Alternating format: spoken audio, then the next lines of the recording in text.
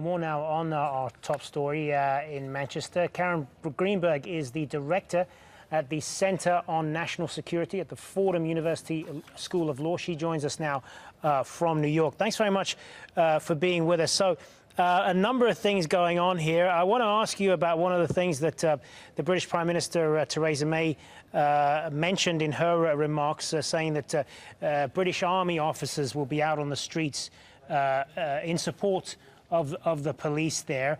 What sort of an impact is that going to have on a practical level and in terms of the image, the message that it sends to people? Well, I think the message she wants to send to people and the reason they're being deployed is to create a sense of security. Because as much as it might seem like it might make people feel more scared, I don't think that's the intention, and I don't think that's what it's going to do.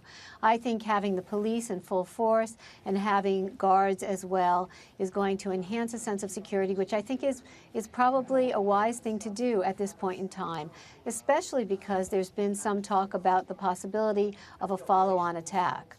So I think it's an attempt to settle the public down as well as to provide additional security should they need it. And do you expect security to be stepped up in key locations now? And how much further can they be stepped up at this point?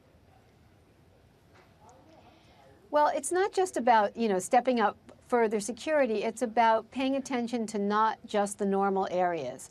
One of the things you saw in this attack was that the attackers wisely didn't attack the arrival place. They didn't attack the arena itself. It was the egress, much like the Brussels airport attack, also the egress. And so I think there's going to be heightened attention to places that might not get as much attention as they have in the past. And I think that's part of the lesson from this attack. So they'll do their best. I think there's also a sense of vigilance on the part of the public as well. But I think this is an all-hands-on-deck situation, and I think it will both make it more secure and make people feel more secure. And the identity of the attacker has been given out as well now. We don't know much about him other than the fact that he's 23 years old. A little bit was mentioned about his background. How will investigators be looking at this in terms of the people he knew, talking to his family, places that he went to, and so on? How will all of that be playing out? Well, they're going to go and look at his social media. They're going to see what they can pick up, who he was in contact with, what kinds of things he was saying, what kinds of messages or information he was receiving. They will also get in touch with his friends, his family.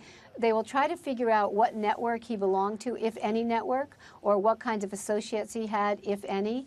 He's young, but we've seen a trend towards younger terrorism suspects over the past couple of years since the emergence of the Islamic State.